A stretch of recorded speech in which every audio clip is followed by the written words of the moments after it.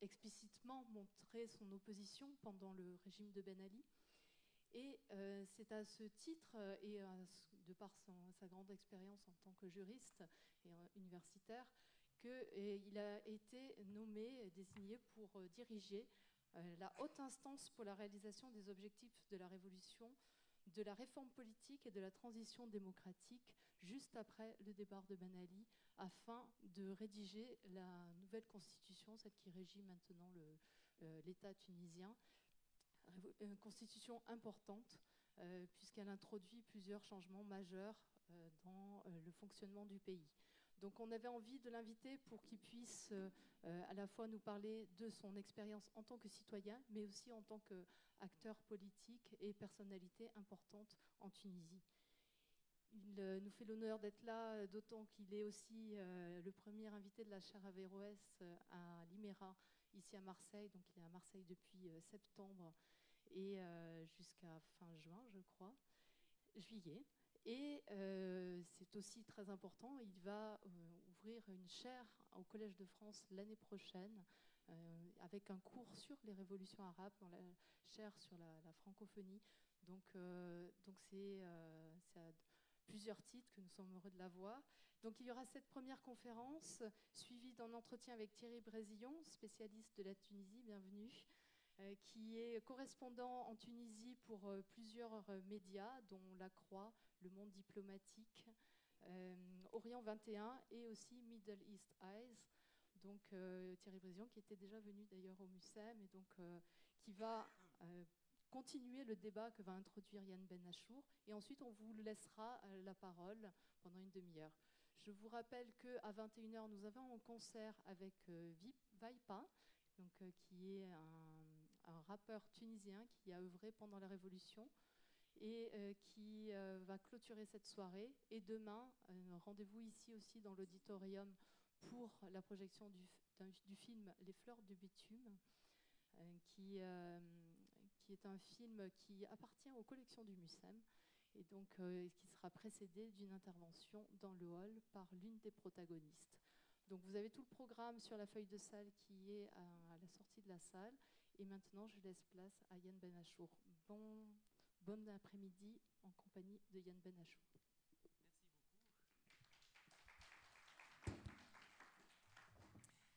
Merci beaucoup. Merci beaucoup pour cette présentation. Je suis très heureux de me retrouver au MUSEM, que je connaissais déjà, mais dans un autre cadre, comme visiteur, et de vous parler dans la conférence très courte que je vais faire, j'espère ne pas dépasser 30 minutes, pour laisser la place à l'entretien et ensuite à la discussion avec la salle sur la révolution tunisienne, l'émergence de la citoyenneté. Vous voyez donc, c'est sous un angle assez particulier que je vais attaquer le problème de la révolution.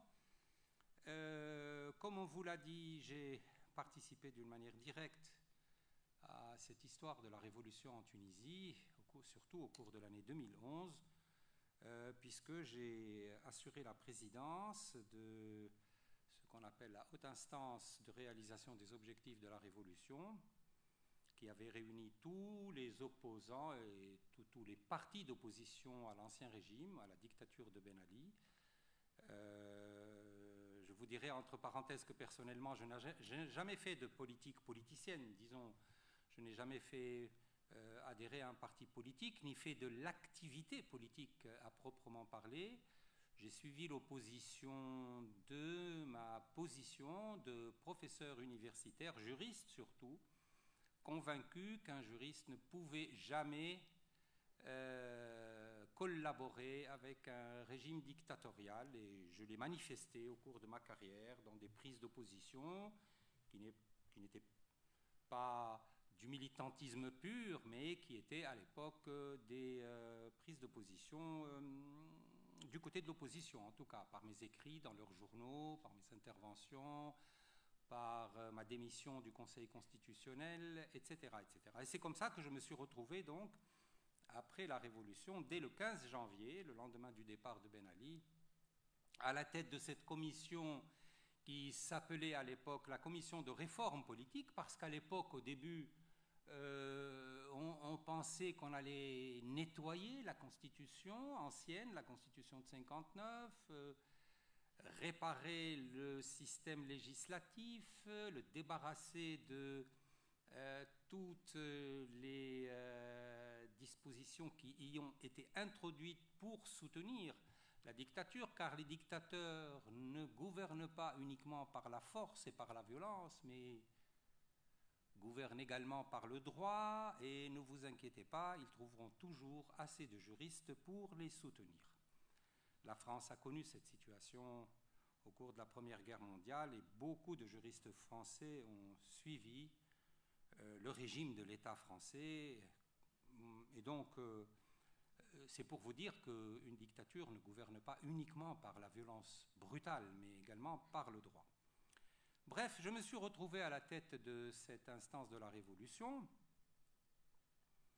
et nous avons préparé le cadre pour le travail de la future Assemblée nationale constituante, qui est devenue l'objet d'une demande populaire, d'une demande démocratique populaire. Et donc, la commission de réforme politique a été écartée, elle a été remplacée par l'instance de réalisation des objectifs de la Révolution. Il y a là dans cette salle certains membres de la haute instance de la Révolution, et nous avons travaillé pour préparer le cadre. Et personnellement, j'ai tenu à ce qu'on finisse le travail de cette instance de la Révolution avant que l'Assemblée nationale constituante commence son propre travail. Et Sophie Bessis se rappelle peut-être que certains collègues avaient fait pression sur moi pour que je maintienne la haute instance en état d'activité. Je l'ai refusé, ça je peux dire que c'est une décision personnelle dont je suis responsable, parce que je ne voyais pas comment on pouvait être assez fou pour maintenir une assemblée de préparation, une assemblée transitoire qui devait préparer le cadre pour une assemblée nationale constituante, qui n'était même pas élue d'ailleurs, qui n'était même pas élue. Comment on pouvait la maintenir alors que nous avions une assemblée nationale constituante élue au suffrage universel, disputée, pluraliste, par le peuple, etc., etc. C'était une folie. De toute manière, l'Assemblée nationale constituante, si on s'était maintenu, nous aurait rayé d'un coup de plume, et elle avait tout le pouvoir juridique pour le faire. Ce n'est pas de cela que je voulais vous parler, c'est juste pour introduire un peu le débat. Et ce débat sur l'émergence de la citoyenneté, puisque c'est de là qu'il s'agit, je vais le résumer autour de 3 points fondamentaux. Tout d'abord, le problème de la révolution lui-même, car on se dispute encore aujourd'hui entre amis de la révolution et ennemis de la révolution. Ceux qui n'aiment pas la révolution ne veulent pas reconnaître qu'il y a eu vraiment une révolution. Donc ils disent la révolution confisquée, la révolution volée, il n'y a pas eu de révolution, c'est une simple révolte, les anciens sont toujours là, etc. etc. Donc, si vous voulez, mon premier souci, c'est de dire quand peut-on affirmer qu'une révolution a eu lieu dans un pays quelconque. Et vous savez qu'aujourd'hui, dans le monde arabe, nous continuons à assister au rebondissement de ce cycle de révolution qui a été inauguré depuis 1964 au Soudan. Le Soudan a une histoire dans cette affaire des révolutions, puis qui a été repris dans les années 2010-2011 avec le cycle, disons, tunisien, entre guillemets, malgré ses réussites et ses échecs, et puis qui a rebondi maintenant avec la révolution, on peut le dire, en Algérie et au Soudan. Moi, je crois que pour savoir ce qu'est une révolution, d'abord, il ne faut pas prendre un modèle préconçu. Et si on prend un modèle comme celui de la Révolution française, on va se heurter à un mur, parce que la Révolution française est très très spécifique à la France. C'est une révolution dont les historiens discutent encore la fin. Si on est à peu près d'accord sur le début pour le situer en 89, les grands historiens de la Révolution française continuent aujourd'hui encore à discuter le point de savoir quand est-ce qu'elle se termine. Est-ce avec le 18 Brumaire? Est-ce avec la chute de Robespierre? Est-ce avec l'installation du Premier Empire, etc. etc. Donc, il ne faut pas partir d'un modèle préconçu. D'ailleurs, dans le livre que j'ai écrit sur la Révolution, j'ai écrit une introduction qui s'appelle « Qu'est-ce que, virgule, pour nous, une révolution ?» Qu'est-ce que pour nous une révolution? Donc pour nous, Tunisiens.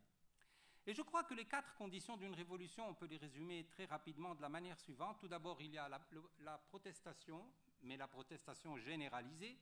Il faut que la protestation atteigne un certain degré, sinon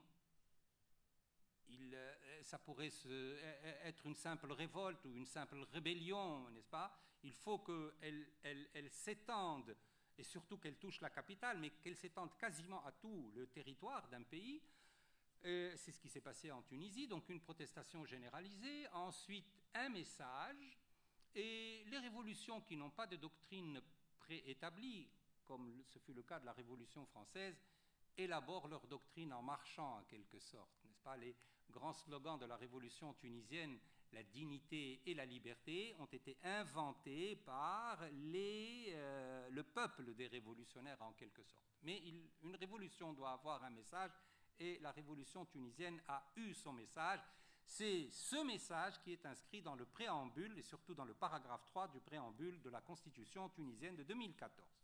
La troisième condition, c'est la chute du régime. Là, nous sommes bien d'accord, que cela soit dû à un incident historique, n'est-ce pas, à une contingence historique ou à une planification, le fait est qu'il y a eu la chute du régime, et je vous dirai entre parenthèses qu'il ne sert à rien de savoir s'il y a eu complot, s'il y a eu coup d'État, il faut juger par les résultats. Les résultats sont que le régime est tombé et qu'il a été remplacé par autre chose. Et enfin, la quatrième condition pour dire qu'il y a une révolution, c'est, je dirais, la reconnaissance du message de la révolution.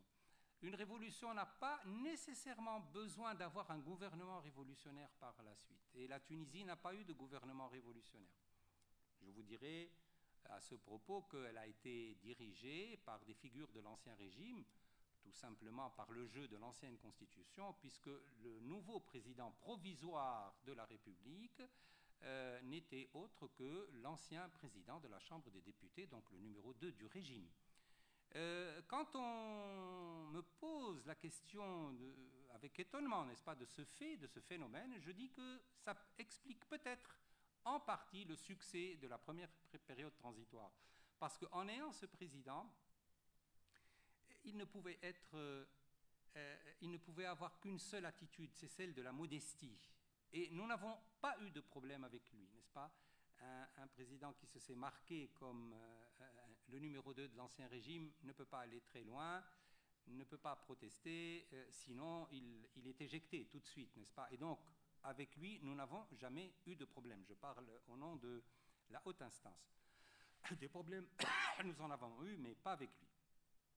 Et donc, voilà les 4 conditions de la révolution, c'est cela, n'est-ce pas? C'est la protestation, le message, la chute et la reconnaissance.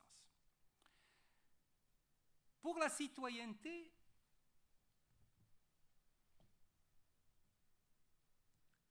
j'affirme que la révolution a beaucoup contribué à l'émergence véritable d'une authentique citoyenneté. Car depuis l'indépendance, la citoyenneté existait, mais uniquement au niveau du droit, pas au niveau de la pratique. Et encore, même au niveau du droit, ce n'était pas une reconnaissance entière et complète. Je m'explique. Pour qu'il y ait citoyenneté, je crois qu'il faut tout d'abord avoir un État, et un État indépendant. Ensuite, il faut avoir un sujet avec ses droits. Je parle des droits civils du sujet, de l'individu sujet, du droit. La troisième condition de la citoyenneté, c'est la primauté de l'allégeance patriotique. La primauté de l'allégeance patriotique. Et enfin, le quatrième élément de la citoyenneté, c'est la participation au pouvoir.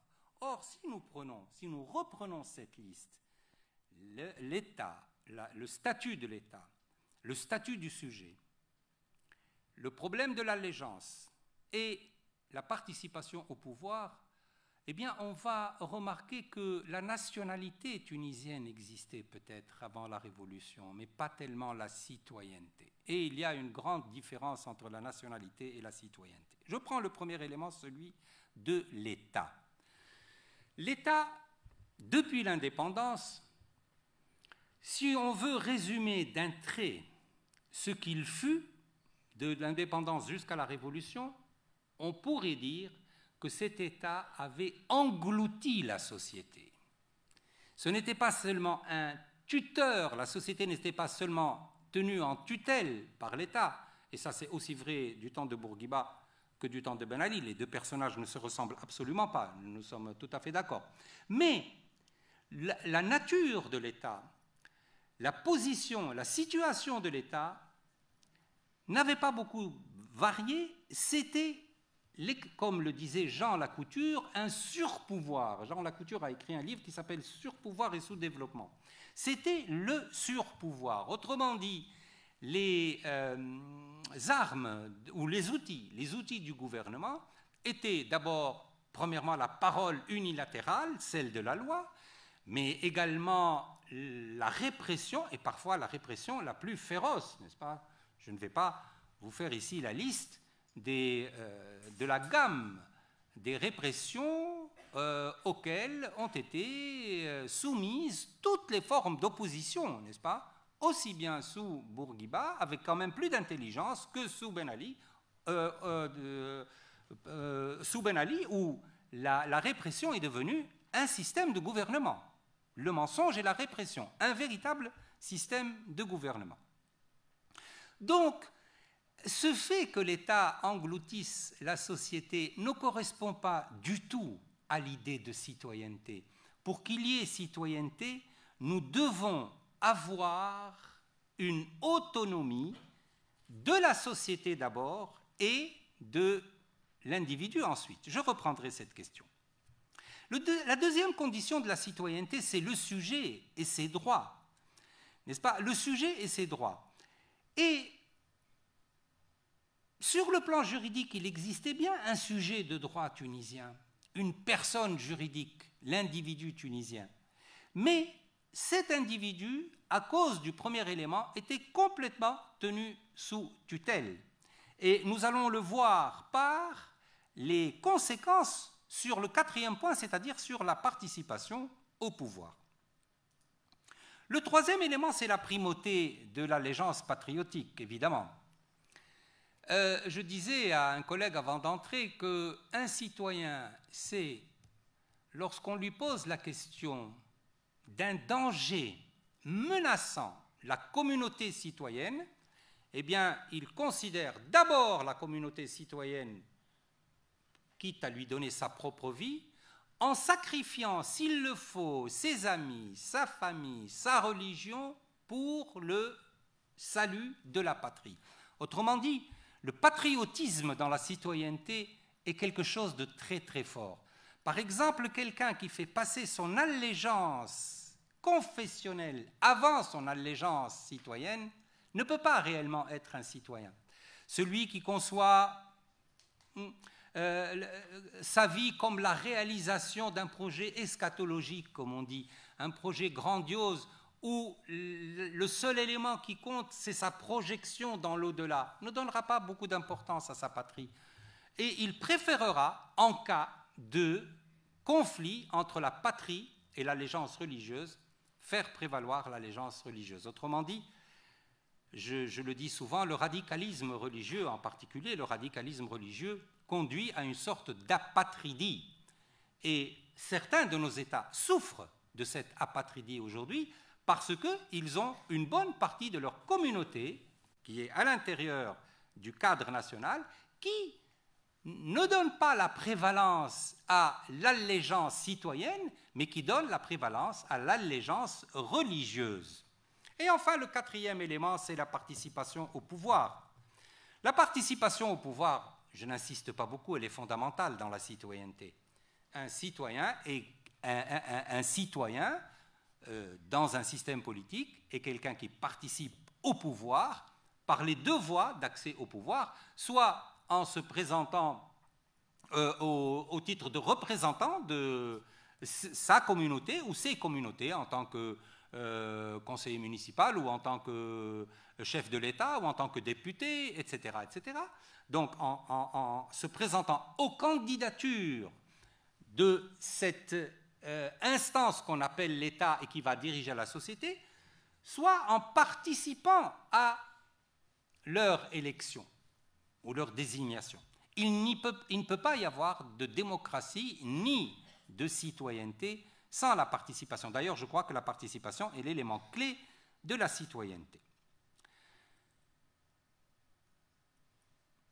Aussi bien sous le régime de Bourguiba que sous le régime de Ben Ali, c'est-à-dire du temps de l'indépendance, n'est-ce pas, la période post-coloniale, je crois que la participation au pouvoir, oui, elle existait sur le papier, au niveau des décors, mais il n'y avait pas de participation, les choses étaient dictées à l'avance, on le sait, soit par les techniques habituelles du mensonge et de la falsification, soit par les techniques de l'encadrement et de la mobilisation par un parti unique ou un parti quasiment unique ou un parti dominant, etc., etc., qui participe justement à cette activité de l'État qui consiste à contrôler l'ensemble de la société. Bien entendu, cela a duré très longtemps, depuis l'indépendance jusqu'à la Révolution, et puis nous avons eu les événements révolutionnaires qui nous font passer, à mon avis, à un autre paradigme, à un autre modèle, tout à fait un autre modèle. C'est ce que je voudrais expliquer dans ce troisième élément, avant de commencer l'entretien, sur l'effet de la Révolution sur l'émergence de la citoyenneté. Bon, les événements de la Révolution, je n'y reviens pas, peut-être qu'on pourra les reprendre au cours de la discussion, mais je crois que d'abord, l'événement révolutionnaire lui-même change quelque chose de très important. C'est à propos de l'idée même de révolution. L'idée de révolution, surtout de révolution populaire, l'idée de révolution populaire n'est pas acceptée par la tradition de pensée religieuse qui a dominé nos pays grâce à ce que j'appelle l'orthodoxie. Dans la conception du temps de nos ancêtres, n'est-ce pas, et de l'orthodoxie, eh bien, la révolution s'inscrit dans un segment de temps qui est un segment de temps négatif. Négatif, c'est l'expression du mal. Une révolution, quelle qu'elle soit, quelle que soit sa portée, ne peut être considérée dans cette tradition de pensée que comme quelque chose qui représente le mal, quelque chose qui est maudit par le divin, qui participe à la désinstauration du monde, au trouble, n'est-ce pas, au désordre. Parce que dans la conception du temps, nous avons une conception trinitaire du temps dans la pensée religieuse classique, c'est l'instauration de l'ordre divin et naturel par Dieu, puis alors la désinstauration par le mal humain, et puis ensuite la restauration, et la restauration se fait comment? La restauration, c'est-à-dire le combat contre le mal, il se fait soit par l'intervention directe de Dieu dans l'histoire, car Dieu, pour le croyant, est toujours présent dans l'histoire et peut rétablir la justice, n'est-ce pas, en punissant les coupables, etc. Ça, c'est un paradigme biblique, n'est-ce pas? C'est Dieu qui intervient dans l'histoire de l'exil, pour punir Pharaon, pour permettre au peuple d'Israël de fuir, etc., etc. C'est l'intervention de Dieu miraculeuse qui explique l'événement, et toutes les religions ont ce type de conception de l'histoire. Donc, une révolution, ça a toujours été vu comme l'expression du désordre, et donc quelque chose de négatif. Et beaucoup d'auteurs, n'est-ce pas, qui ont travaillé sur la Révolution française à la fin du XIXe siècle, étaient étonnés de la Révolution française et disaient « Mais qu'est-ce que c'est que ces révolutionnaires? Qu'est-ce que c'est que ces Français qui n'ont plus de religion, qui décapitent leur roi, qui instituent des tribunaux révolutionnaires qu'en arabe ils traduisaient par mahakam fitniya, des tribunaux de la discorde. Alors le gouvernement de Robespierre, bien entendu, c'était le gouvernement de la discorde. hukuma fatniya. Les tribunaux révolutionnaires étaient des tribunaux du désordre. Pour eux, c'était les tribunaux du désordre, puisqu'ils punissaient sans règles, avec des lois d'exception, etc., etc. Et donc l'idée de révolution était très mal vue jusqu'à la fin du XIXe siècle. C'est à partir du XIXe siècle, avec la pensée réformiste, notamment avec Khaireddin Becha, le Tunisien, et d'autres, n'est-ce pas, jusqu'à ce qu'on arrive à Emin Raihani ou à Taha Hussein, qui écrivent sur les révolutions des pages totalement laudatives, n'est-ce pas? La révolution devient non pas le signe de la perturbation, du désordre, de la régression, mais devient au contraire le signe du progrès, du développement et du meilleur. Donc ça, c'est un premier élément. C'est un premier élément. La révolution, si vous voulez, lorsque les Tunisiens ont dit « Ash-Sha'b yurid », le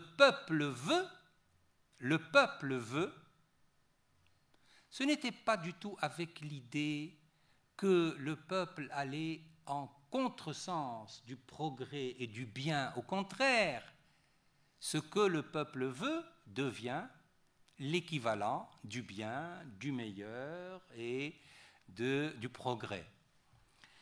Ça, c'est le premier élément. Le deuxième élément, je crois, que la révolution a apporté, c'est que l'État n'est plus le tout dans notre société. Le statut de l'État est atteint. L'État n'est plus l'unique, le tout, n'est-ce pas, qui dirige, qui donne des ordres, qui ordonne de marcher, n'est-ce pas, qui délimite par son droit le licite et l'illicite. Il y a une conception de l'État qui a changé complètement, peut-être à l'excès d'ailleurs. Certains ne sont pas tout à fait d'accord justement et parlent d'affaiblissement de l'État.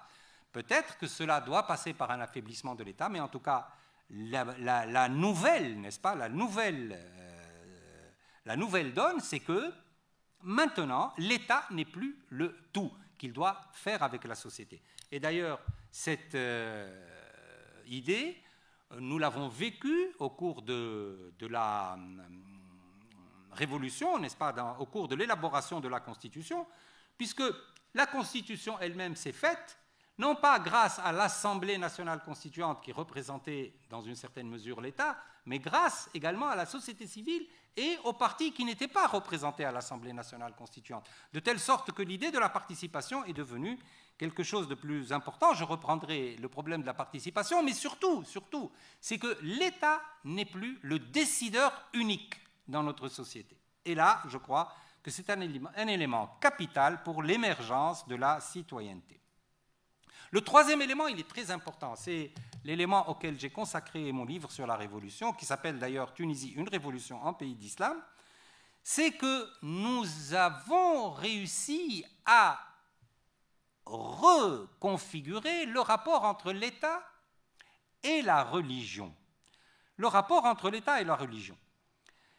Sur ce plan, nous avons vécu l'expression de deux thèses antagonistes, n'est-ce pas, totalement antagonistes. La première thèse, c'est celle qu'a énoncée un représentant du parti islamiste à la première réunion de l'Assemblée nationale constituante, le 22 novembre exactement, la soirée du 22 novembre 2011, première réunion de l'Assemblée nationale, dans laquelle il a dit à la télévision, après la première réunion, l'Assemblée nationale est là pour, avec l'aide de Dieu, donner au pays une constitution islamique, pour revoir le système judiciaire, le système éducatif, et tous nos systèmes, pour que tous ces systèmes soient conformes à la loi de Dieu.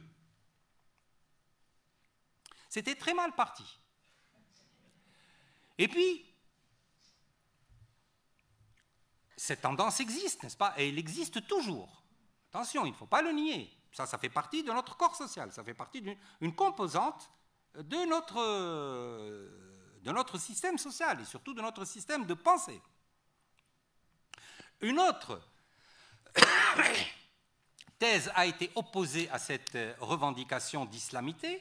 C'est la thèse qui dit que nous sommes un État moderne, que la Tunisie n'est pas l'Afghanistan, que nous ne voulons pas un état de religion, mais un état de droit. Et donc nous avons vu pendant un certain moment, surtout au cours des années 2012 et 2013, nous avons vu des manifestations et des contre-manifestations, les unes disant il ne peut pas, l'islam est la solution, il ne peut pas y avoir d'identité sans l'islam, la charia doit être la source de la législation, et la contre-manifestation qui répondait la Tunisie n'est pas l'Afghanistan, nous voulons un état de droit, et surtout le mot clé qui a été utilisé et qui donc continue d'être utilisé aujourd'hui en Algérie comme au Soudan, nous voulons un état civil. Et un état civil, c'est vrai qu'un état civil, c'est l'opposé de l'état militaire, mais c'est également l'opposé de l'état religieux. Donc nous ne voulons pas d'une théocratie. En tout cas, si nous n'avons pas réussi à clore définitivement le débat, à trouver une solution définitive, nous avons réussi à mettre le sujet en discussion. Et non pas en discussion verticale entre l'État et la société, mais dans une discussion horizontale entre les membres de la société elle-même.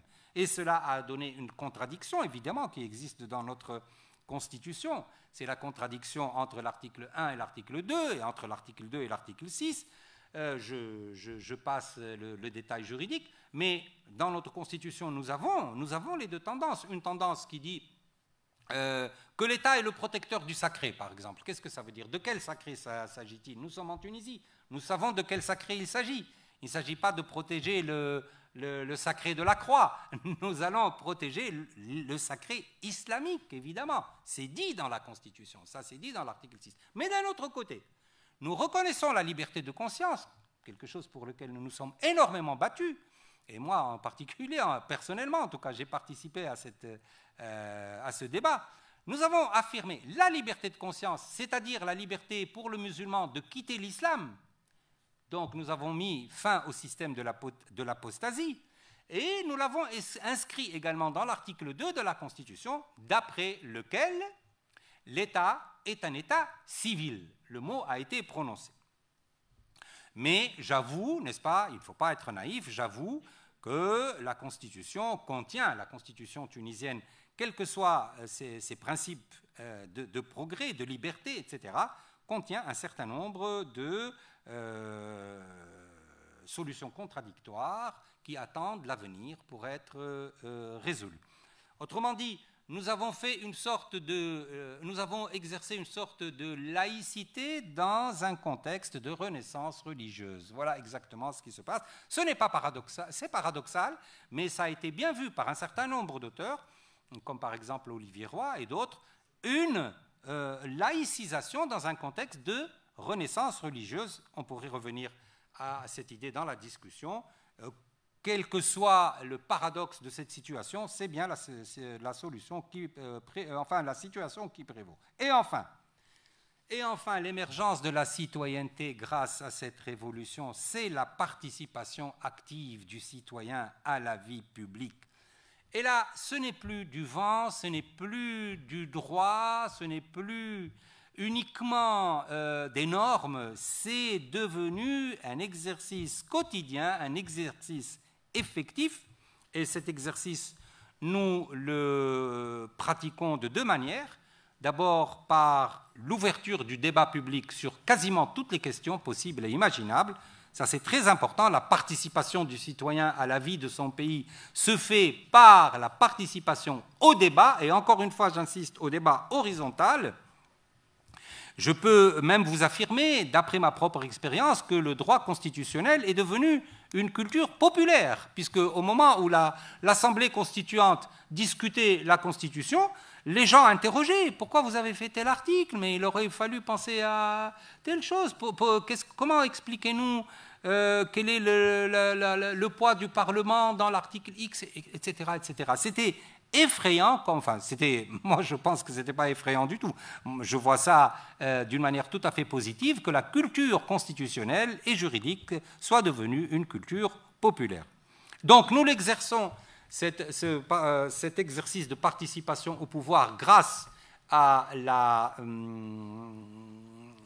participation au débat, mais nous l'exerçons également par l'intermédiaire des élections, puisque depuis la Révolution, nous avons eu 2 élections qui n'ont pas, grosso modo, été contestées, celle de 2011, qui nous a apporté à l'Assemblée constituante une majorité islamiste, et puis les élections de 2014, présidentielles et législatives, qui nous ont donné un nouvel élément de la citoyenneté qui est extrêmement important, c'est l'alternance au pouvoir. Parce que la démocratie, ce n'est pas uniquement le gouvernement de la majorité, la démocratie, c'est également le gouvernement de l'alternance. Il ne faut pas que les mêmes majorités s'installent au pouvoir pendant des durées infinies. L'alternance au pouvoir fait partie de la démocratie et donc de la citoyenneté. Je vais m'arrêter là pour pouvoir commencer l'entretien et surtout ouvrir le débat avec vous. Ce que je voulais dire pour conclure est la chose suivante. Les révolutions arabes de 2011, qu'on appelle par d'un mot que je ne comprends pas très bien, le printemps arabe, les révolutions arabes de 2011 ont fini pour la plupart d'entre elles dans le chaos, dans la guerre, dans la destruction, comme nous le voyons aujourd'hui au Yémen, en Libye, en Syrie, etc. Mais dans l'histoire, rien ne se perd. Et quand un éclat de pensée ou une révolution est écrasée sous le poids des armes, du feu, du sang et de la guerre, il ne faut pas croire que l'histoire est terminée. L'histoire rejaillit et l'histoire rebondit. Je le dis en particulier pour cet instant tunisien des révolutions, puisque c'est en Tunisie que ça a commencé, en 2010 exactement, 17 décembre 2010. Et ça s'est poursuivi, mais ça n'a pas réussi, loin de là. Mais vous voyez, je vous disais, rien ne se perd dans l'histoire. Et ce que nous voyons aujourd'hui en Algérie, moi je suis les événements de l'Algérie et du Soudan quotidiennement, quasiment heure par heure. Hein. C'est un problème qui m'intéresse énormément pour justement réfléchir à cette question fondamentale. Que sommes-nous en train de faire et qu'est en train de nous dire l'histoire? Ces chuchotements de l'histoire, comment faut-il les comprendre? Eh bien, j'ai l'impression de revivre ce que nous avons vécu en Tunisie en 2011. Les problèmes du gouvernement transitoire, l'instance qui va prendre les rênes du pouvoir, les élections, les rapports entre la religion et l'État, etc., etc.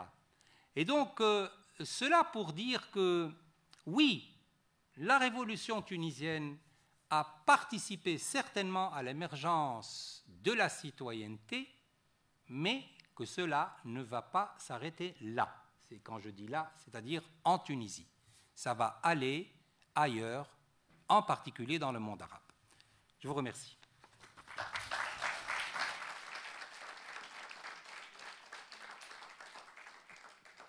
Très bien, je vous remercie infiniment pour ce long exposé introductif et je vous propose maintenant de poursuivre en 2 temps. C'est-à-dire que nous allons avoir un petit entretien pour aller un peu au-delà des propos qui viennent d'être tenus, pour creuser un peu des problématiques, et voilà, venez me rejoindre ici, aller un peu au-delà des problématiques de ce que c'est qu'une révolution, du rôle d'une constitution, de ce que c'est qu'une citoyenneté. On va essayer de les prendre un peu en pratique. Et ensuite, on aura un petit moment d'échange avec vous. Donc si vous avez des questions, gardez-les.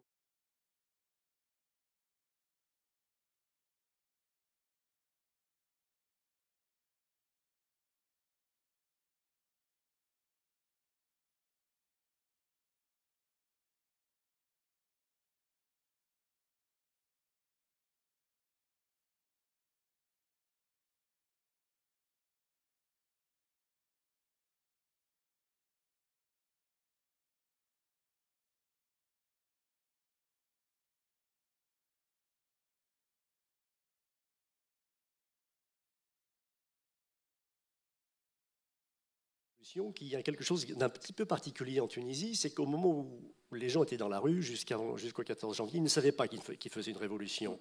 La qualification de révolution a été quelque sorte affectée a posteriori au moment du départ de Ben Ali. Là, on s'est dit, tiens, il s'est passé quelque chose qu'on peut qualifier de révolution.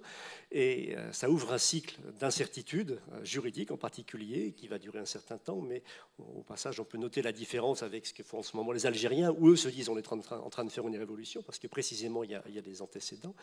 Mais le départ de Ben Ali ouvre tout un cycle, toute une période d'incertitude juridique, institutionnelle, et le moment où la traduction institutionnelle et politique va aboutir, c'est le moment crucial, je pense qu'à mon sens c'est un tournant, c'est celui où le 28 février à Casbah 2, quand des jeunes venus des régions sont devant le siège du Premier ministre pour demander le départ de tous les ministres qui appartenaient à l'ancien régime et qui essaient de trouver une traduction politique à leurs revendications, à ce moment-là adoptent le mot d'ordre de la Constitution et la perspective d'une constituante qui aboutit justement au départ de ces jeunes et quelque part la fin du cycle émeutier pour entrer dans un cycle beaucoup plus institutionnel.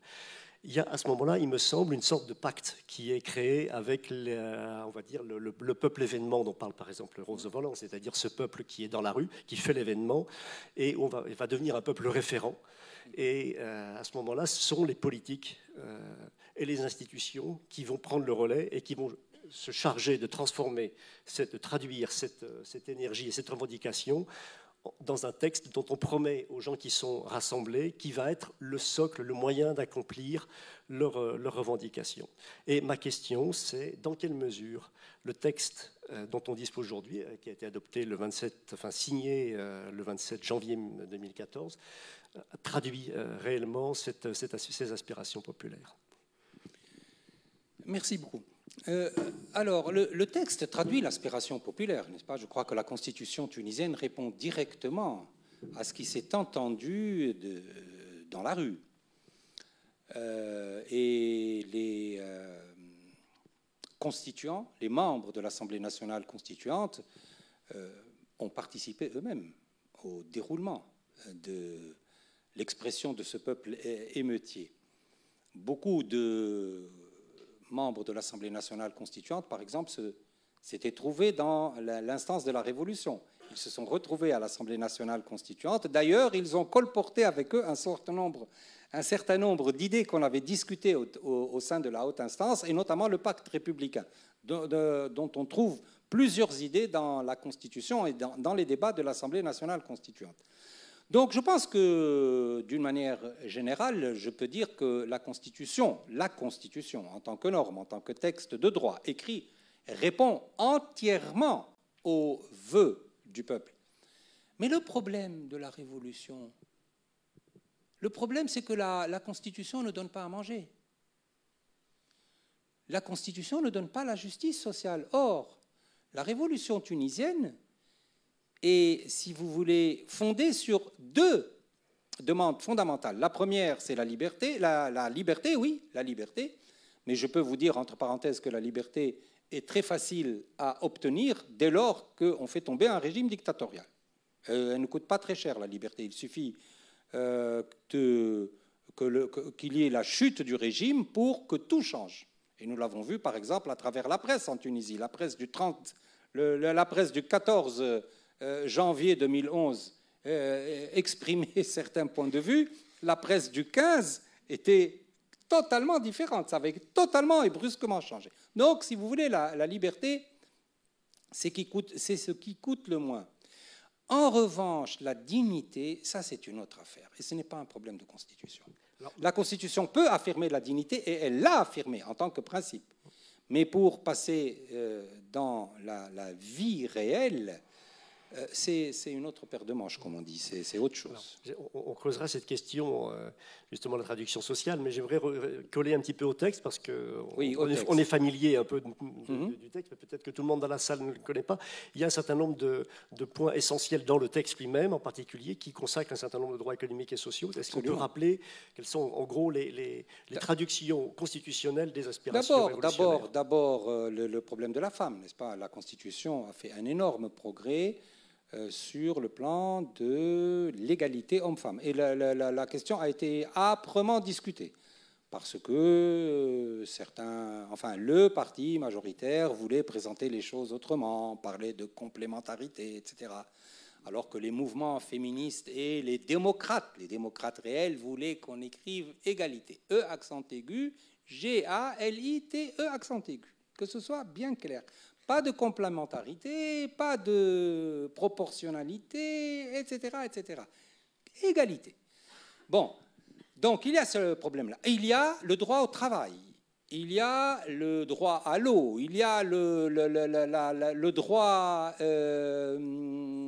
les droits des jeunes, n'est-ce pas? Le droit au travail, ça c'est très important. Par conséquent, quasiment tous les droits économiques et sociaux qui sont reconnus, et notamment reconnus au niveau international, ont été consacrés par la Constitution. Mais encore une fois, ce que je dis, c'est que, d'accord, le droit au travail, le droit syndical, le droit à la justice sociale, à l'égalité de traitement, à l'environnement, tout cela a été dit dans la Constitution. Mais le problème, c'est que la justice n'est pas un problème de principe. C'est un problème de gestion. Est-ce que précisément dans cette traduction, comment on peut évaluer, puisqu'on a aujourd'hui un peu de recul, la performance du politique qui était chargé théoriquement de mettre en œuvre précisément ces droits? C'est-à-dire, est-ce que les dispositifs de mise en œuvre de toutes ces garanties constitutionnelles sont suffisants, ou est-ce qu'on en est aujourd'hui de la mise en œuvre même des institutions? On n'a toujours pas de cour constitutionnelle, par exemple. Voilà, comment on peut évaluer la performance du politique Bon, sur ce plan-là, je crois que tous les gouvernements successifs qui se sont succédés en Tunisie ne sont pas arrivés à résoudre ce problème. Non seulement les problèmes sociaux et économiques n'ont pas été résolus, mais ils ont été aggravés. Ils ont été aggravés. Et c'est très dangereux. C'est très dangereux parce que ça crée un désenchantement, puisque les gens, n'est-ce pas, ont cru à une promesse de la Révolution qui est celle de la dignité. Or, on voit qu'il n'y a pas de dignité. La liberté seule ne donne pas la dignité. Ce qui donne la dignité, c'est qu'ai-je bu, qu'ai-je mangé et comment je me suis logé dans ma journée de vie. Voilà ce qui donne de la dignité. Et donc, il n'y a pas de dignité dans la pauvreté. Il n'y a pas de dignité dans le chômage. Il n'y a pas de dignité lorsque l'État n'arrive plus à assumer ces fonctions essentielles qui sont les fonctions de service public. Par exemple, le service public se dégrade en Tunisie, le système éducatif se dégrade, le système de santé publique se dégrade. De mon temps, on ne choisissait jamais d'aller dans une clinique en Tunisie, jamais. On allait à l'hôpital public et on était très bien reçus. Aujourd'hui, ce n'est plus le cas. Nous avons un système de santé à 2 vitesses. Nous avons un système éducatif à 2 vitesses, etc., etc. Par conséquent, si vous voulez que je résume d'un mot, je dirais que la Révolution a réussi à moitié, seulement à moitié. L'autre moitié de la Révolution, l'autre promesse de la Révolution, nous l'attendons toujours et je n'ai pas l'impression que dans les années à venir, ça va changer. Et je pense que, comme l'ont vu certains auteurs, nous allons avoir, pour l'avenir proche du moins, une sorte de révolution permanente, une sorte de crise avec maintien de la pression sociale sur les gouvernements qui viendront pour demander justement l'exécution de cette promesse de la révolution, celle de la dignité. Vous parlez même dans votre ouvrage de la persistance d'une situation révolutionnaire, en fait. Oui, absolument. Oui. Alors, je vais rebondir un peu justement sur cette question. Daniel Ashkar, qui a beaucoup étudié ce phénomène et qui dit qui parle, n'est-ce pas, de situation révolutionnaire permanente. Je voulais précisément rebondir sur cette question et aller un peu plus loin sur la question de la citoyenneté. La Tunisie vient de connaître un événement assez tragique qui fait une grosse sensation. Il y a 12 personnes qui sont décédées dans un transport agricole. Oui, c'est une très grosse tragédie, et en particulier en majorité des femmes. Au total, même 13, puisque je pense qu'une 13e victime est décédée. Et à cette occasion, on a constaté d'énormes, non seulement de carences de l'État, mais même de la part des gens, des victimes et des familles des victimes, plus qu'un désenchantement par rapport à l'État. On entend des choses très radicales, c'est-à-dire que je ne suis plus tunisien, je ne vais plus voter parce que les politiques nous ont trahis, j'ai rendu ma carte d'identité. Voilà. Là, on est en train de parler même plus que d'un désenchantement, on parle même d'une désaffiliation par rapport à l'État. Et vous avez évoqué tout à l'heure les allégeances supranationales, qui peuvent être par exemple les appartenances confessionnelles, mais il y a aussi les allégeances infranationales, c'est-à-dire l'appartenance aussi à ce qui peut être plus structurant, comme l'appartenance à des familles ou à des régions ou à des tribus, qui quelque part paraissent plus structurants et plus utiles dans l'exercice de sa participation, au moins à la vie économique, voire à la vie politique. Quelle est aujourd'hui, et cette question-là nous ramène à la question de savoir dans quelle mesure le droit est suffisant pour garantir une transformation sociale, et dans quelle mesure aussi la citoyenneté n'est pas menacée par plus que ce désenchantement social, ce sentiment de non-appartenance à l'État. D'abord, le droit en lui-même ne suffit pas. Une partie des questions sociales doit être résolue par l'impôt, la justice fiscale. Or, on en est très loin. On est très loin du compte. Il n'y a pas eu, depuis la Révolution, une véritable réforme fiscale. Et quand bien même il y en aurait une, nous rebondirons sur le problème de l'exécution, parce qu'il ne suffit pas de prendre une loi, il faut l'exécuter, la passer au niveau de l'exécution. Or, au niveau de l'exécution, il est évident qu'une réforme sociale dans le sens de, si vous voulez, la taxation des grandes fortunes, n'est-ce pas, la taxation, ou certains diront la surtaxation, déjà ils ne sont pas contents, des grandes fortunes, posera des problèmes. Et nous n'avons pas de gouvernement, nous avons des gouvernements libéraux, vous savez, les gouvernements que nous avons vus en Tunisie sont des gouvernements libéraux, y compris d'ailleurs les ministres qui appartiennent à la majorité, devenue aujourd'hui majorité parlementaire. Ce sont des gens qui croient au capitalisme, ce sont des gens qui croient au système de l'économie libérale, et ce n'est pas avec ce système que nous résoudrons nos crises économiques et sociales. C'est avec d'autres systèmes qu'on pourra les résoudre. Et pour l'instant, moi, ce que vous dites est très très juste. Il y a un désenchantement des Tunisiens. Remarquez, entre parenthèses, ce désenchantement, on l'avait entendu déjà depuis 2012. On l'avait déjà entendu depuis 2012, parce que les gens, bien sûr, croyant que la révolution allait leur apporter le paradis sur terre, ont été très vite déçus de constater qu'on était loin du compte. Et donc, le pays va continuer à rester sous pression. La gravité de la chose, c'est que cette pression n'est pas, si vous voulez, compensée par une stabilité de la région.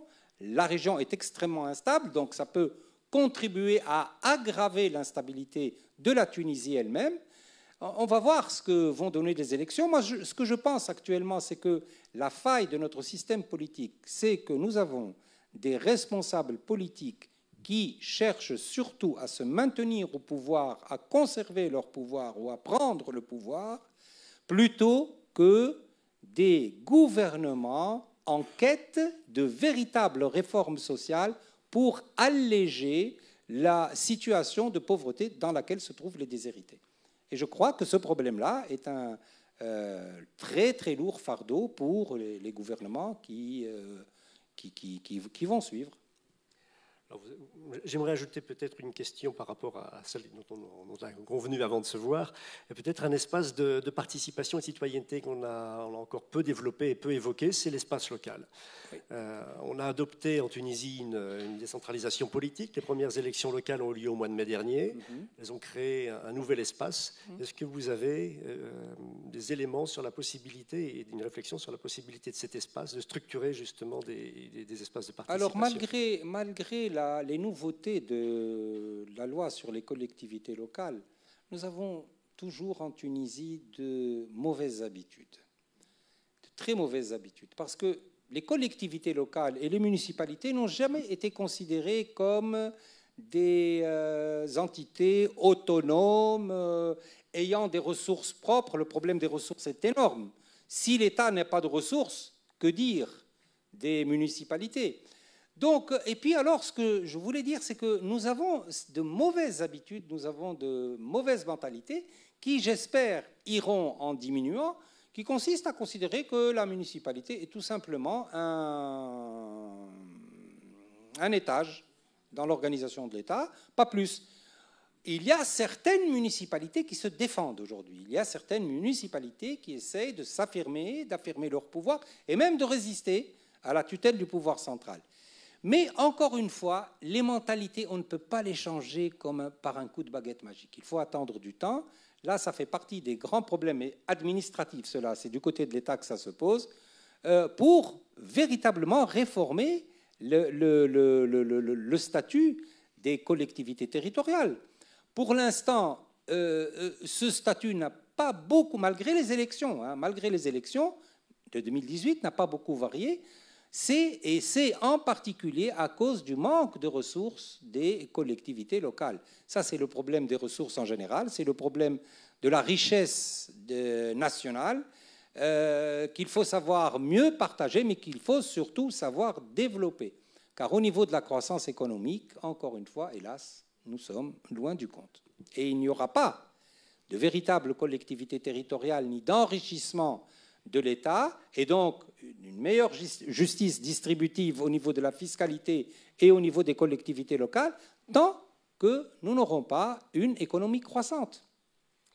Vous venez d'évoquer l'importance aussi de l'administration, qui, après tout, est l'interlocuteur. Et il y a une sorte de tradition jacobine centralisatrice dans l'administration tunisienne, vieille tradition pour laquelle la France n'est pas étrangère.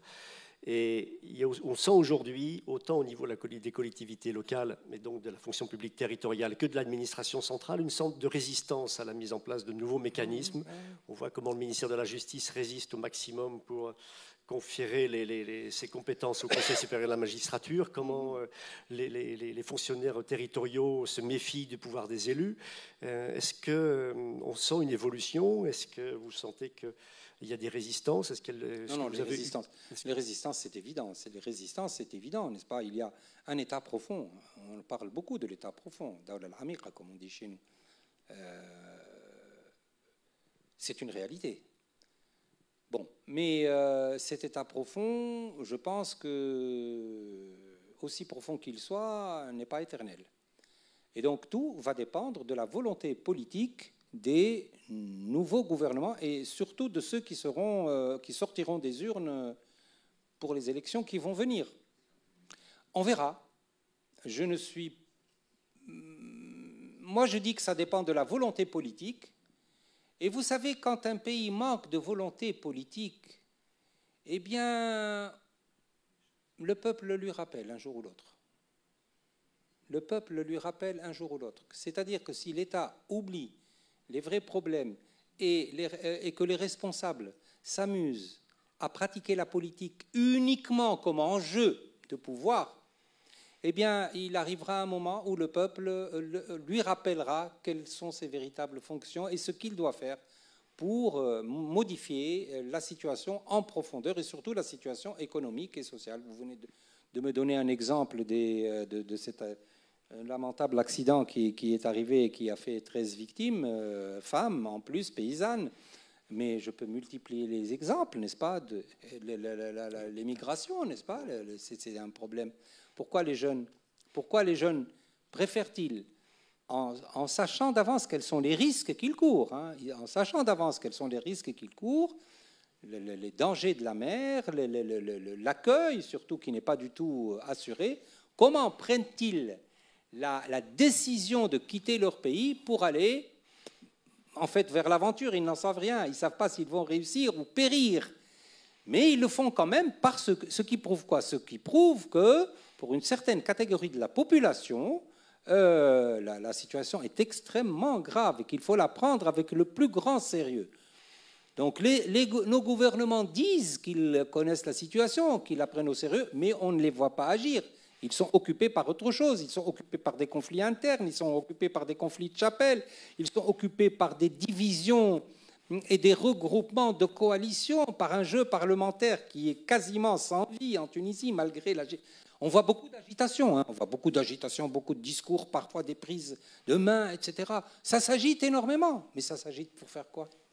Nous avons, par exemple, je vous donne un seul exemple qui me revient comme ça, le projet de loi sur l'égalité successorale homme-femme qui a été présenté par le gouvernement. Combien de mois dort-il dans les tiroirs de l'Assemblée? Il n'est même pas sorti de la commission, il est encore en commission. Donc voilà, on voit beaucoup d'agitation, beaucoup de bruit, beaucoup de discours, de disputes, ce qui est un caractère de la démocratie, mais j'ai l'impression que ça tourne un peu dans le vide. Et c'est là que je dis que tout dépend de la volonté politique. Si on avait un gouvernement réellement patriotique et sérieux, je pense qu'il évoquerait la question comme nous venons de l'évoquer pour pouvoir s'atteler à la résolution des tâches les plus urgentes, qui sont des questions d'urgence existentielle, disons, n'est-ce pas? Ce n'est pas de la liberté, c'est de l'urgence existentielle. Le problème de l'eau, le problème de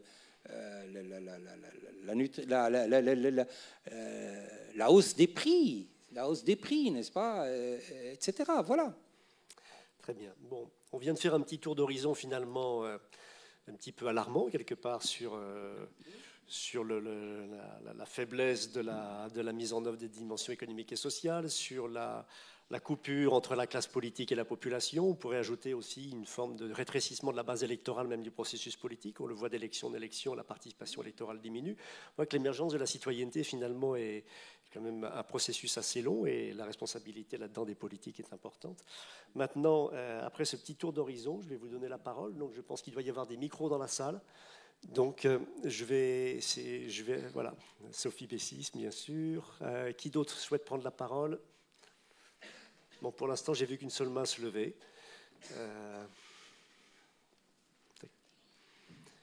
Donc, au premier rang. Voilà, au deuxième rang, pardon, au deuxième rang, ici.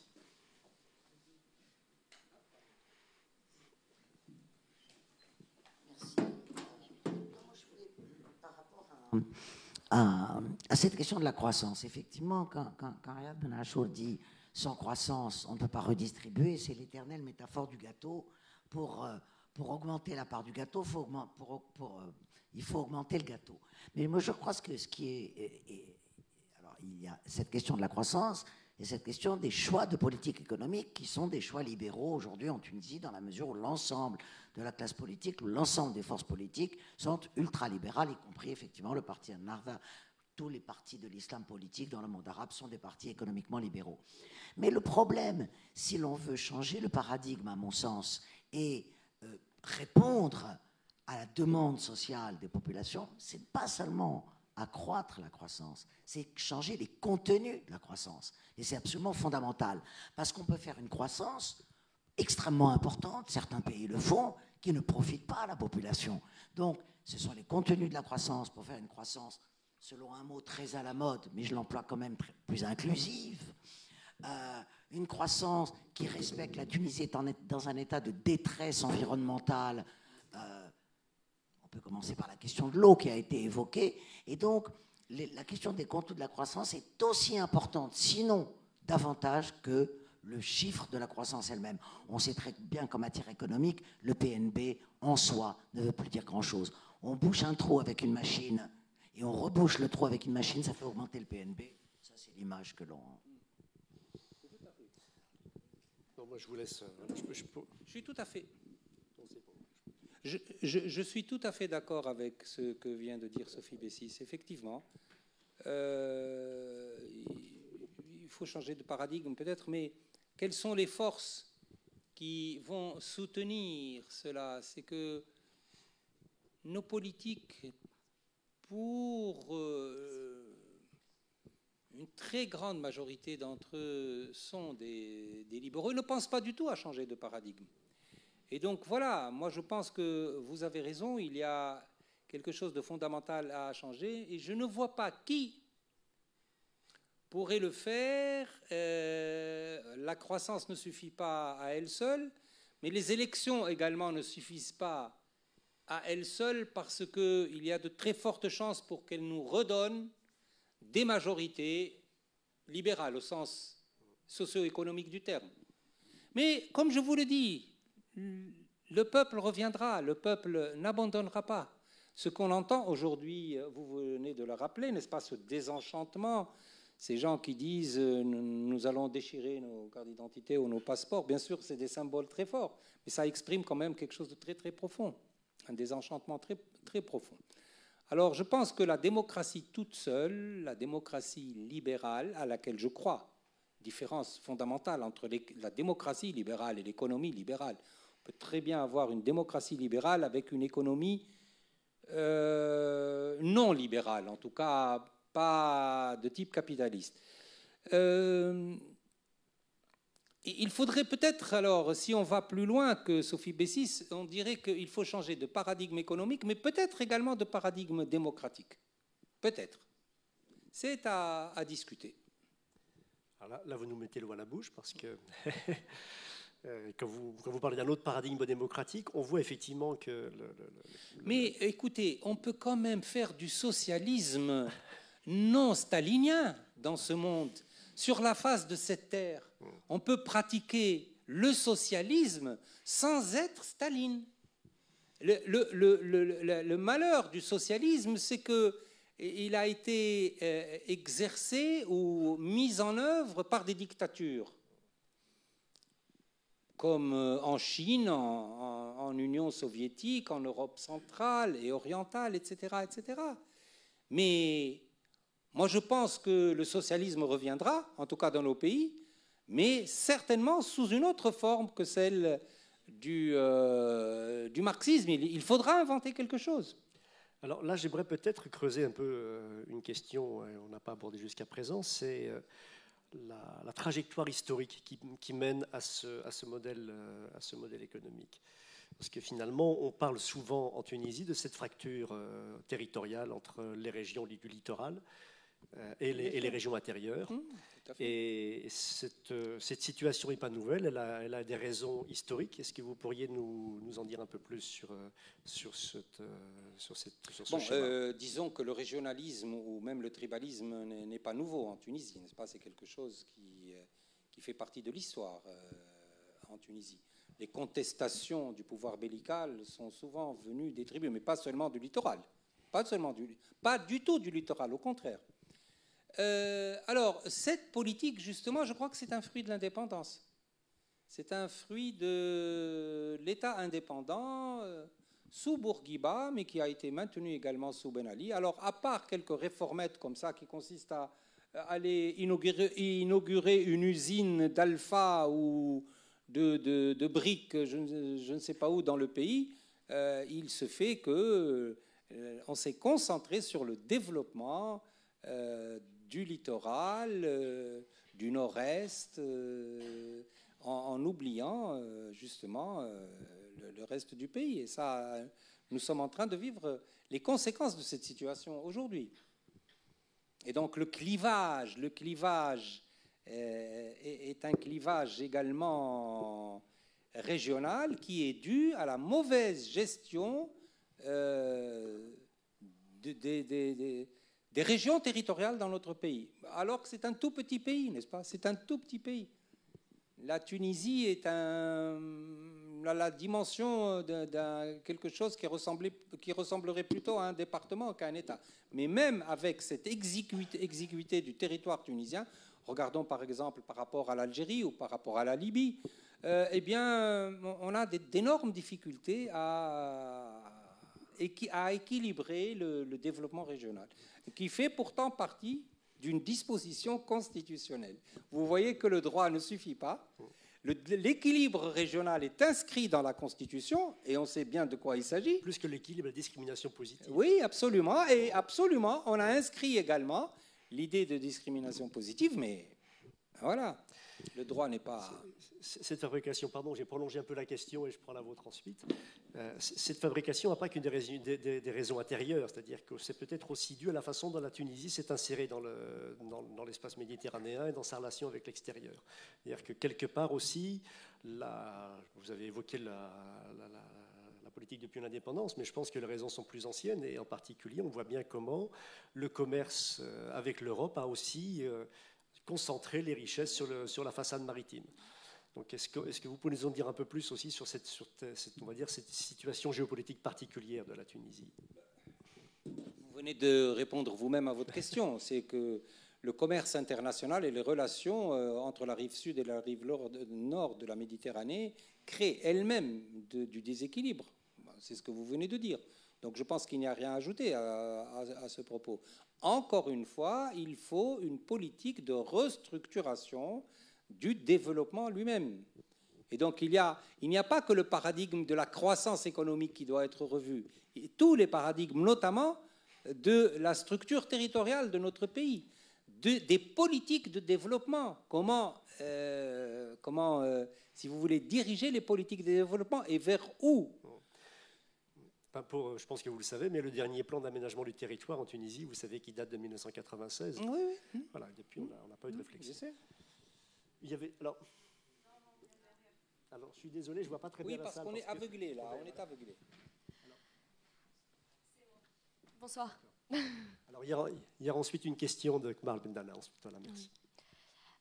Bonsoir, merci beaucoup pour l'exposé de la situation tunisienne. Et alors, c'est plus une réflexion. Je me demandais, vous avez évoqué ce désenchantement suite à la révolution tunisienne, peut-être une désillusion. Cette désillusion vient certainement, comme vous l'avez évoqué, du paradigme démocratique en lui-même qui semble dépasser en fait les frontières tunisiennes. En ce moment, on se rend compte bien en France avec la crise des Gilets jaunes, par exemple, qui reflète bien cette crise de la représentation. Alors, je voulais savoir, vous parliez d'un potentiel socialisme qui pourrait revenir sous une autre forme. Et quelle solution? Parce que moi, je me demande vraiment, en fait, je pense que la démocratie, aujourd'hui, c'est plus la solution. Et c'est triste à dire, on recherche une participation citoyenne, mais au final, nos représentants ne représentent plus et représentent plus les citoyens. Est-ce qu'il faudrait, comme par exemple les en fait, on se rend compte quand même au Moyen-Orient, en tout cas, si on l'étend du Maroc à l'Afghanistan, que ce sont les monarchies qui, jusqu'à aujourd'hui, ont fonctionné le mieux par rapport aux républiques. Non, c'est une réalité. C'est une réalité. On s'est battu. Non, on s'est battu. La Tunisie s'est battue pour la démocratie. Mais est-ce qu'aujourd'hui, étant donné la professionnalisation des politiques, est-ce que c'est une solution?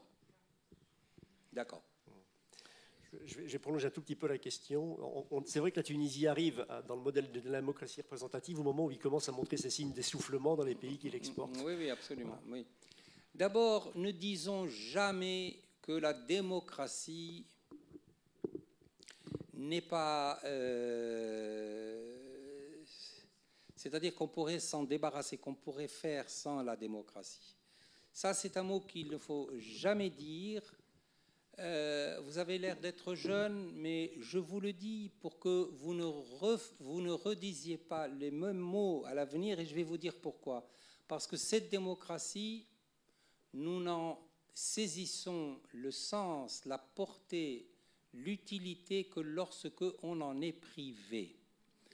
Et c'est curieux que dans l'histoire du monde, l'humanité ait la mémoire si courte.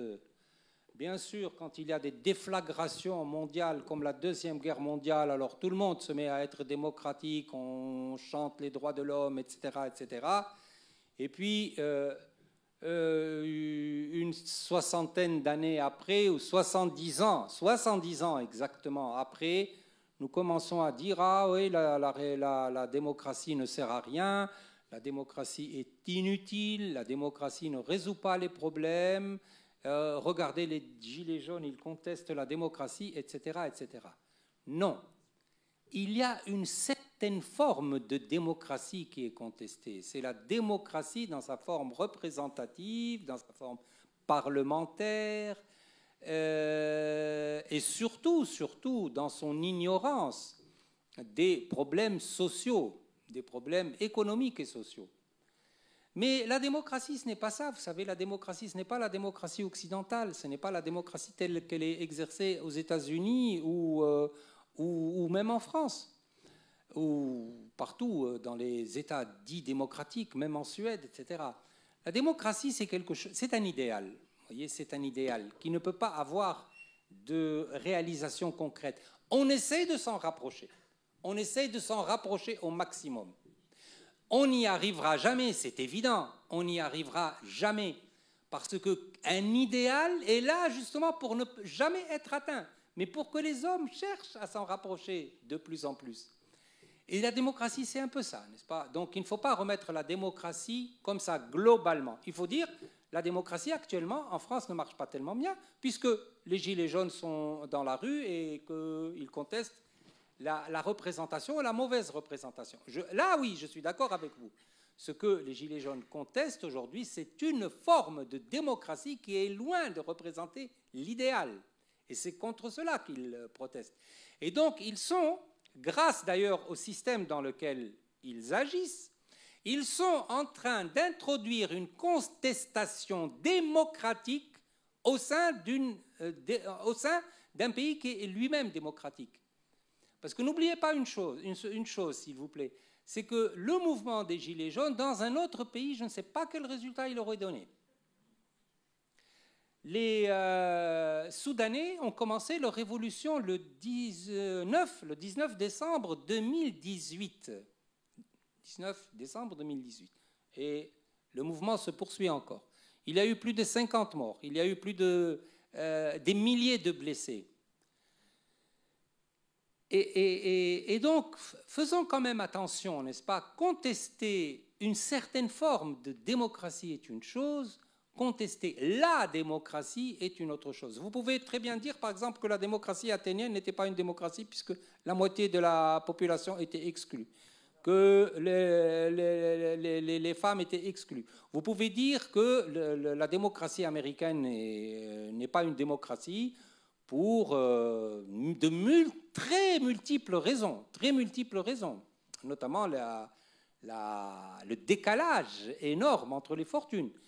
Et vous pouvez le dire à toute forme de démocratie, mais pas au principe démocratique. Parce que ce principe démocratique, nous ne pouvons en évaluer la portée, l'utilité et le bienfait que lorsque on en est privé. Donc, ceci étant dit, je n'ai jamais dit que la Tunisie avait adopté un bon système de démocratie. La preuve, c'est que ça ne marche pas. La preuve, c'est qu'il y a des problèmes. Je dis, ce que je vous ai dit tout à l'heure, c'est que nous avons réussi une moitié de la démocratie qui est son aspect politique, la liberté. Je n'ai jamais dit qu'on avait réussi l'aspect économique et social dont on est en train de parler. D'ailleurs, je crois que j'ai très peu évoqué la question dans mon intervention. Donc voilà, moi je pense que oui, il faut réformer les démocraties, il faut se rapprocher le plus en plus des grands principes de la démocratie qui sont la dignité, la liberté, la participation, qu'est-ce que j'ai dit? La dignité, la liberté, l'égalité et la participation. Ce sont les 4 principes de la démocratie. Il faut s'en rapprocher le plus en plus. Il y a certains pays dans le monde qui s'en rapprochent énormément. Il y en a d'autres qui se prétendent démocratiques, mais qui sont très très loin de l'idéal démocratique. Et par conséquent, voilà, la démocratie, si vous voulez, sa vertu, c'est de pouvoir se corriger elle-même de l'intérieur. Je crois que les Gilets jaunes sont en train de faire ça. C'est une contestation démocratique à l'intérieur de la démocratie. Alors, s'ils arrivent à faire bouger les lignes, ben c'est très bien. Je dis que le système démocratique est en train de se réformer de l'intérieur. Voilà. Mais faisons attention quand même. Ne disons pas la démocratie comme ça, d'une manière générale, n'est pas bonne pour l'humanité. Je crois que c'est le meilleur régime pour l'humanité et je serais beaucoup plus radical que Winston Churchill qui disait « c'est le moins mauvais ce système ». Moi, je dis « c'est le meilleur des systèmes ». Et venez me prouver le contraire. Bien. Merci. Moi, c'est pour un développement, mais pour rester au niveau politique de cette démocratie en construction en Tunisie et pour dire aussi quand même sur le plan de l'émergence de la citoyenneté, mais c'est une demande de développement ou de commentaire, sur le plan de l'émergence de la citoyenneté, on voit bien la responsabilité de nos politiques aujourd'hui. C'est-à-dire que, par exemple, pour dicter quelque chose comme la Cour constitutionnelle, qui est une obligation aujourd'hui par le texte constitutionnel, dire pas besoin d'en arriver à l'économique, nos politiques aujourd'hui sont en déficit d'application d'une loi de la Constitution qui doit avoir une Cour constitutionnelle et d'empêcher, d'une certaine manière, une des voies d'émergence ou d'illustration de cette citoyenneté en construction. Question au milieu, s'il vous plaît. Voilà. Un seul micro suffira. Alors bonjour, merci beaucoup. Et je voulais un petit peu récapituler pour finir sur une question. Parce que donc, là, on s'en sort avec que la démocratie ne fonctionne pas bien. Ça veut dire que la révolution n'est qu'à moitié réussie parce qu'il n'y a pas eu de volonté politique. Bon. Mais est-ce que ça veut dire qu'on va devoir attendre un gouvernement qui ait la volonté politique nécessaire? Je pense à quelque chose... j'ai pensé à quelque chose pendant votre développement, parce que vous avez parlé des conditions de la citoyenneté, qui sont donc il y a la participation, et avant cela, vous avez parlé des conditions de la révolution, dont celle que le message est reconnu. Or, d'après tout ce qui s'est dit après, le message n'est pas reconnu, en tout cas, il n'a pas été écouté. Reconnu, ça veut dire écouter, qu'on y répond. Je voudrais poser donc, sans trop de développement, une question très directe. Est-ce que vous pensez que on aurait dû faire, ou est-ce qu'on pourrait déjà, dorénavant, imaginer une amélioration de la structure du pouvoir actuel, de la démocratie actuelle, qu'on l'améliore, pour que ce message soit entendu, écouté, qu'on y réponde? Comment ça pourrait se faire? Par le droit, bien sûr, parce que est-ce qu'on aurait pu faire, par exemple, imaginer un système plus participatif plutôt que strictement représentatif? Et parce que du coup, on se retrouve dans une impasse. Les gens élus, finalement, s'avèrent être en majorité des affairistes, des gens qui cherchent le pouvoir, etc. Est-ce qu'on ne peut pas imaginer quelque chose de plus élargi comme représentativité ou plus participatif? Je ne sais pas comment, en fait, mais ça se fait par le droit, par le pouvoir local, etc. Et plus précisément, du coup, ça me rappelle qu'au début, il y avait eu comment ça s'appelait, un parlement régional ou quelque chose comme ça qui allait avoir, qui allait exister. Qu'est-ce que ça a un rapport avec ça? Et voilà, vous avez compris ma question? Oui. Voilà, merci. Mais je vous remercie. D'abord, vous savez, la volonté politique, il n'y a pas de gouvernement au monde dont la volonté politique, comme ça, descende du ciel ou d'une inspiration quelconque. La volonté politique, on l'impose au gouvernement. C'est les peuples qui l'imposent au gouvernement. Puisque vous parlez tout à l'heure des Gilets jaunes, vous êtes bien placé ici en France pour l'observer. Le gouvernement fait des concessions importantes, des réformes fiscales, les annonces, mais les gens ne sont toujours pas contents, ne rentrent pas chez eux parce qu'ils trouvent que c'est insuffisant, que ça ne remet pas substantiellement en cause les politiques pratiquées, qui sont des politiques injustes vis-à-vis de certaines catégories de la population. Mais en Tunisie, c'est la même chose.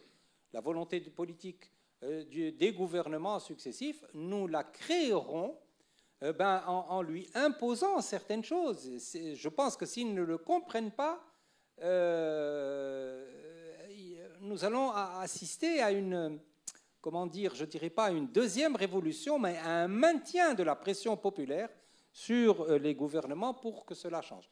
Maintenant, sur le plan territorial, vous savez, encore une fois, moi je dis souvent que les Tunisiens pensent comme s'ils étaient la Chine. Alors,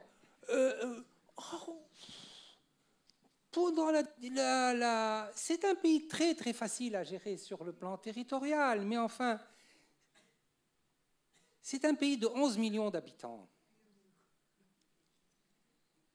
L'Inde et la Chine gèrent des populations de plus d'1,5 milliard d'habitants.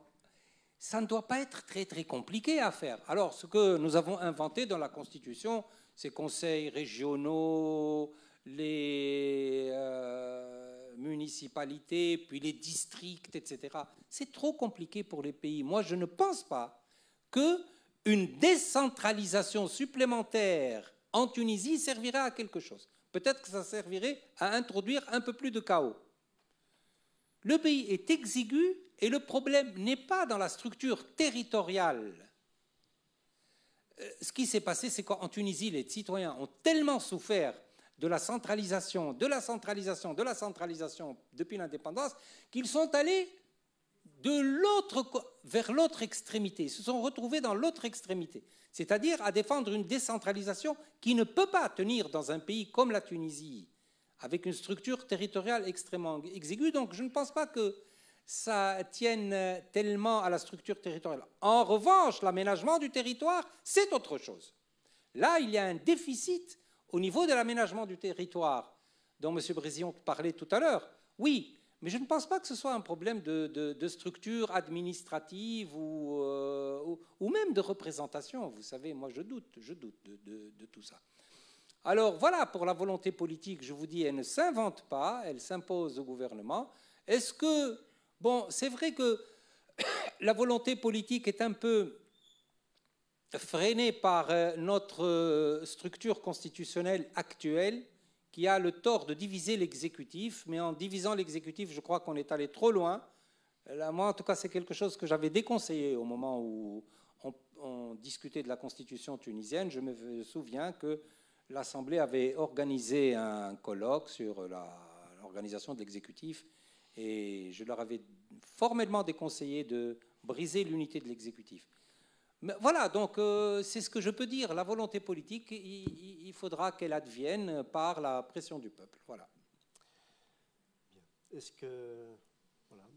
J'avais une dernière question, malgré tout, une curiosité. Moi qui ai encore une question dans la... Pardon, je suis désolé, hein, je ne vois pas du tout la salle. Voilà, pardon, donc une dernière question. Oui, merci, vraiment, tout ce que vous m'avez appris.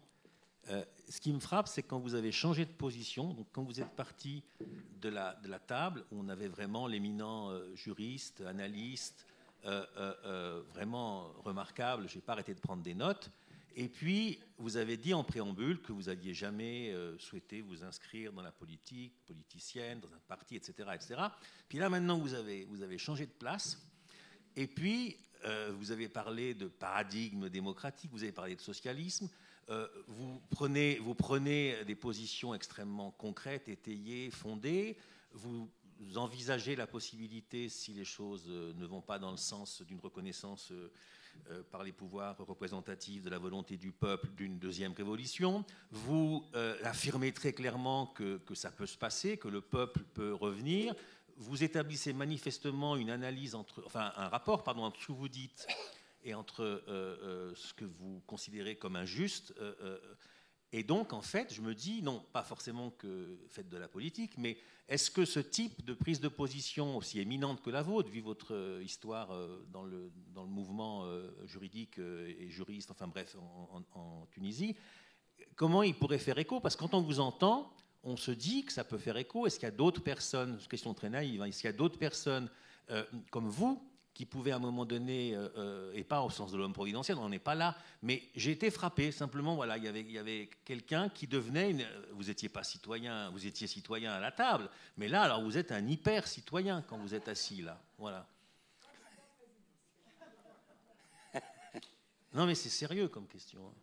Non, oui, c'est sérieux comme question, je sais bien, mais je ne sais pas si l'interprétation est bonne. La question est bonne, mais votre interprétation, je ne sais pas. Vous savez, est-ce qu'on peut dissocier vraiment les questions juridiques, les questions académiques des questions politiques? Moi, j'ai répondu à des questions, là.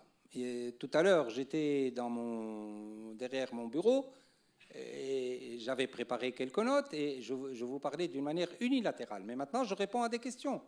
Les questions que je n'avais pas envisagées dans mon papier. Moi, je ne voulais pas faire très long. On m'avait donné plus de temps que je n'en ai pris, mais j'ai décidé de raccourcir mon temps à 30 minutes maximum. J'espère que je ne les ai pas trop dépassés. Donc je ne pouvais pas parler de tous les problèmes. Mais si j'avais eu ce temps, j'en aurais parlé.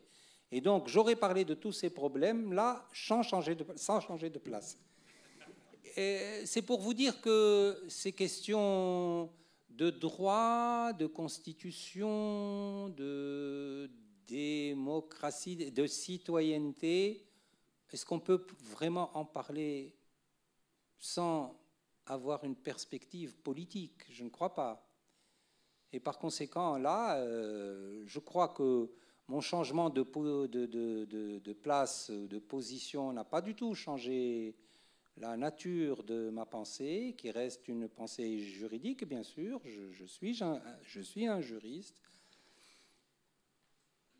Mais un juriste qui ne peut pas être indifférent aux questions politiques. Si je n'avais pas cela dans ma pensée, j'aurais été un juriste organique au service de la dictature sous Ben Ali. C'est peut-être cette jonction du droit et de la politique qui m'a permis, tout en restant juriste, tout en restant professeur, tout en ne sortant pas de mon statut académique, de participer. Je ne dis pas que j'ai été un héros, n'est-ce pas? Moi, j'ai eu affaire, quand j'étais à la haute instance, j'ai eu affaire à des gens, le plus gentil d'entre eux avait fait 10 ans de prison et a été torturé. Sophie Bessy-Sella, elle était membre de l'instance de la Révolution, elle peut vous le dire. Il y avait des personnalités nationales, il y avait beaucoup de gens dans cette instance, mais tout en gardant, si vous voulez, le statut de juriste et d'académicien qui vous permet d'acquérir une certaine liberté, on ne peut pas ignorer, même de cette position-là, on ne peut pas ignorer les questions politiques. Donc ce que j'ai dit sur le socialisme, ce que j'ai dit sur la justice sociale, sur le changement de paradigme, etc., fait partie de ma discipline, fait partie de mon statut. C'était un peu une provocation, même si je pense que c'est concret. Je ne disais pas qu'il fallait que vous deveniez un homme politique. Dieu merci. Mais je voulais juste savoir, parce qu'il faut avoir des postures comme la vôtre, et vous l'avez parfaitement bien exprimé en réponse à ma question, mais est-ce que ce que vous dites, ce que vous mettez en perspective, puisque vous dites que les partis actuels ou que les représentants actuels n'ont pas une posture satisfaisante, est-ce que ce courant intellectuel, alors voilà, maintenant y est-on plus clair, ce courant intellectuel, cette philosophie qui peut se mettre en acte, est-ce que d'autres que vous, dans des discussions à la fois concrètes et peut-être plus élargies, peuvent la porter? Voilà. Je peux répondre si vous voulez, parce oui, que oui. Voilà, je suis c'est de... en observateur. Non, parce que... mais... oui, vous pouvez, mais j'ai quelque chose à vous dire. Je voudrais apporter un éclairage pour répondre à votre question, c'est que l'espace politique, l'espace public de l'exercice du pouvoir est vraiment saturé par les problèmes de partage du pouvoir, de tractation, de manœuvre. Voilà. Et les paroles critiques, je vous assure, il y en a beaucoup, mais elles ont un peu du mal à passer la rampe, c'est-à-dire à passer la rampe de la visibilité médiatique, de la visibilité politique. Voilà, je vous donne un point de vue d'observateur. Alors je laisse. D'accord. Maintenant, vous savez, quand j'étais à la tête de la haute instance, j'étais en plein dans la politique, n'est-ce pas? Dans la politique au sens strict du terme. Mais ça ne m'a pas empêché de conserver mon statut d'académicien, l'autonomie de pensée, etc., etc. Alors, pour répondre à votre question avec précision, est-ce qu'il y en a d'autres? Oui, je suis sûr qu'il y en a d'autres. Je suis sûr qu'il y en a d'autres. Le problème, c'est de se mobiliser. Le problème, c'est de se mobiliser. La faiblesse des démocrates, et surtout des intellectuels dans notre pays, c'est qu'ils ont de bonnes idées, mais ne savent pas se mobiliser politiquement. On ne peut pas modifier les choses en restant dans sa tour d'ivoire. C'est impossible. Il faut une mobilisation. Par exemple, je ne vois pas en Tunisie des partis laïques qui défendent la laïcité au sens strict du terme, parce que je pense qu'une démocratie ne peut pas aller sans laïcité. Alors on louvoie avec la laïcité, bien entendu, il faut avoir des électeurs, il faut jouer sur les voix. Alors on ne dit jamais laïcité, on dit oui, dans les mosquées, ne faites pas de politique partisane, etc. Des choses comme ça, on contourne. Pourquoi en Tunisie pourquoi on ne créerait pas un parti politique véritablement démocratique et laïque? Pourquoi? Eh bien parce que les intellectuels qui partagent ces points de vue n'ont pas la force de mobilisation qu'ont certains partis, et surtout les partis religieux, qui eux alors se mobilisent sur le plan de l'organisation politique, se mobilisent énormément et utilisent tous les moyens à leur disposition. Je crois qu'il y a un déficit de mobilisation politique à notre niveau. Donc quand vous me dites est-ce qu'il y en a d'autres? Oui, il y en a d'autres, certainement, mais d'autres qui réfléchissent comme ça dans leur coin, comme moi d'ailleurs, comme moi, sans se mobiliser politiquement, c'est-à-dire concrètement, sans créer d'organismes politiques comme des partis politiques qui défendent ces idées.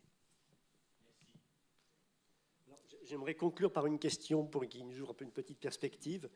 Ce que nous avons décrit, c'est-à-dire le désenchantement, voire la désaffiliation, le sentiment d'un délitement de l'autorité de l'État, la faiblesse de la réalisation de certains objectifs, le sentiment de perte d'autorité de l'État, crée en Tunisie, et ce qui fait écho à d'autres discours qu'on entend par ailleurs, à une tentation à l'appel à l'homme fort, à l'État fort. Est-ce que vous sentez ce danger-là en Tunisie, d'autant qu'il y a une géopolitique qui pousse plutôt dans ce sens-là? Oui, alors là, c'est le terrible danger qui guette le pays, c'est le retour de l'homme fort. On sait malheureusement que certaines révolutions ont été de véritables révolutions, c'est-à-dire sont revenues à l'homme fort. On contestait l'homme fort pour revenir à l'homme fort. Cas de l'Égypte, par exemple. Mais cas les Duvalier, où la révolution haïtienne a été un peu un retour à la case départ. Alors là, ça serait une tragédie. Je ne l'exclus pas, hein, je ne l'exclus pas. Je suis assez réaliste pour dire que c'est possible. Et qu'on l'entend, ce discours. On l'entend. Aujourd'hui, en Tunisie, on l'entend. Eh bien, moi, je dis que, encore une fois, les gens ont la mémoire courte. Je ne l'espère pas pour mon pays, du plus profond de mon cœur, je ne l'espère pas, parce que je sais que tous ceux qui demandent actuellement le retour de l'homme fort, lorsque l'homme fort reviendra véritablement, eh bien, ils s'en mordront les doigts. Merci beaucoup. Voilà. Parce qu'ils seront victimes. Parce qu'ils seront victimes. Très bien. Mais écoutez, je vous remercie infiniment. J'espère que cet entretien vous a apporté, vous a enrichi. En tout cas, merci et bonne fin de soirée.